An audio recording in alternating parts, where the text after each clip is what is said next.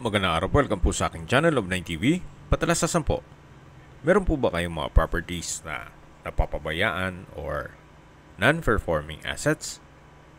Plan nyo yung ibenta, pero wala kayong oras sa pagbenta nito. Kung ito'y pagkakatiwala nyo po sa amin, tawag lang po kayo sa aking numero, usap po tayo, gawin ko po ng video for free. Yes, libre po, wala po kayong babayaran. Tutulungan pa namin kayong mabenta ang inyong property. Kami na po bala sa marketing, sa boosting or paid ads, even sa tripping. Hindi na po kayo mapapagod sa pag-entertain ng mga buyers. Kami na po bala sa lahat. Tawag lang po kayo. Nandito po tayo ngayon sa Tagaytay kung saan meron po tayong bagong video presentation, isang 1,800 square meters na residential property. Actually, ito'y along main road. Daanan po, kaya pwede pong gawing commercial space o pwede po kayong maglagay ng commercial area. Marami po kayong pwedeng i-project dito. Pwede po itong gawa ng staycation business o private resort. At ito pong building o lumang structure ay pwede pong gawing coffee shop. So, depende po sa magiging project ninyo. Basta napaganda po nitong lokasyon. At tungkol naman sa dokumento nito, ito po'y titulado at buhay po ang may-ari. Kaya wala po kayong maging problema sa documentation o sa transfer ng title. Tunghayan nyo po itong kapaligiran na kung saan sariwa ang hangin at malamig po ang klima. Sa dulo po ay meron din pong mga ilang fruit-bearing trees. So mula po sa main road, medyo pababa po itong lupa o slope ng konti pero hindi naman po kalaliman. Then pagdating po dito sa baba ay patag na patag po siya. So tungkol naman po sa mga structures na yan, mga stock rooms po yan at mamaya po bababa tayo dito para pakita ko sa inyo itong buong kabahayan na may floor area na 200 square meters. Then meron pong 4 bedrooms, 3 toilet and bath, may balkonahe, then may maid's room with toilet and bath at fully furnished po ito. Then meron din pong outdoor living room. At tungkol naman po sa lokasyon nito, pag-usapan natin sa distance, location at travel time pati presyo nito sa dulong parte nitong video. So, bababa na po tayo. Yan po ulit yung bahay na kung saan livable pa naman po. Ito po ay well-maintained kaya ready for occupancy. Yan po nakikita nyo may mga ladder at may mga panlinis yung caretaker. Dito po sa ground floor ay open concept lang po siya. Yan. Wala pong mga partitions. So, pwede na po dito yung receiving area o living area. Then, yung dining. Then, dun po sa dulo yung maid's room. At mga banyo. Dito po nakapwesto naman yung kusina o kitchen. Kung saan meron din pong kitchen countertop, kitchen cabinet.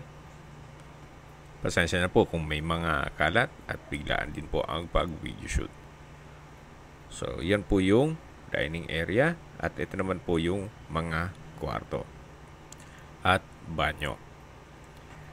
Ito po palang property ay nasa mataas na lugar. Ang estimated elevation above sea level ay 2,034 feet. Kaya napakalabig po ng klima dito. Yan po, tunghayin nyo po ulit itong ground floor o lower ground na kung saan open concept lang po. Wala pong partitions. Then mula naman po dito, matatanaw natin yung bakanting lote na kung saan naipakita ko na yan sa inyo kanina. Kung malaking pamilya naman po kayo, maganda rin pong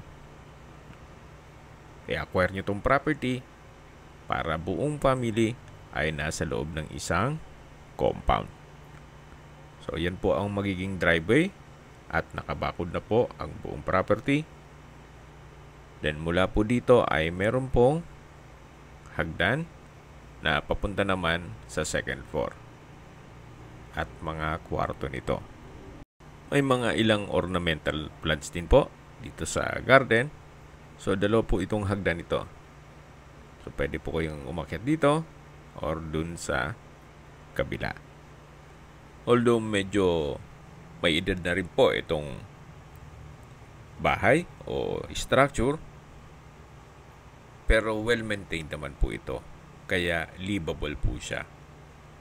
Actually, pag na-acquire nyo, kung hindi naman kayo ganun kaselan, pwede naman pong lipatan kaagad. So, nandito na po tayo sa second floor. May malaking balkonahe. Then, may glass window. Dito po sa second floor ay meron din pong living area at kusina. Kaya, kung sakali man po na gusto nyo maging income generating, ito pong second floor, pwede naman po itong gawing staycation business. Then, ipasok nyo sa Airbnb. Pagpasok nyo po, ito po yung living area o salas. So, yung mga kagamitan, kasama na rin po yan. Then, may glass window with security grill sa dulo. At ito pong ceiling ay maayos. So, wala pong tulo ang bubong. Kaya wala po kayong ipaparepair sa bubong. Then, yan po yung mga pintuan ng mga kwarto. So, check muna natin itong isang kwarto na kung saan ito yung naka-solid wood door. At sa spasyo naman, malaki po ang spasyo nito. Ang ipapagawa nyo po dito ay itong pintura. Mas maganda kung puti na lang para mas maaliwalas. Pero sa structure, wala po yung ipapagawa. Then may glass window with security grill, naka-tiled flooring. Meron po itong sariling toilet and bath. At pasensya na po kung maraming kalat, gawa ng biglaan po itong video shoot. Ito po yung toilet and bath na may hand wash basin, water closet, vanity mirror.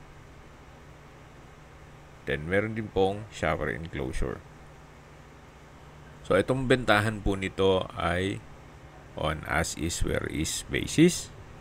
Kumbaga, what you see is what you get. So, meron pong mga ipapagawa. Siyempre, given na yan sa isang lumang bahay.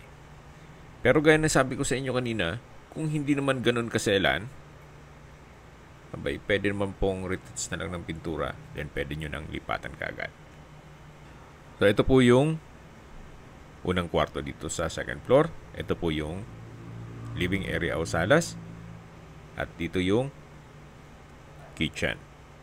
May breakfast nook, may kitchen countertop, kitchen cabinet,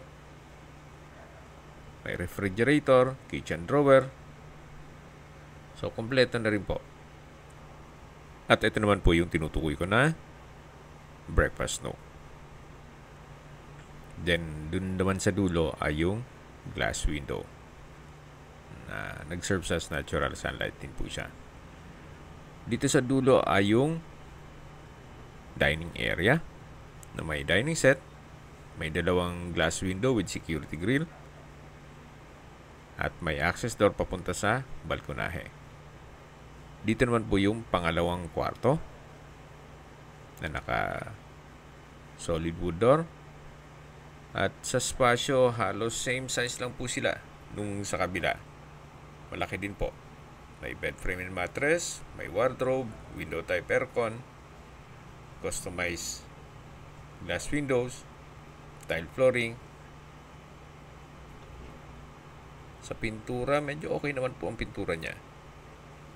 Then, mayroon po siyang sariling toilet and bath.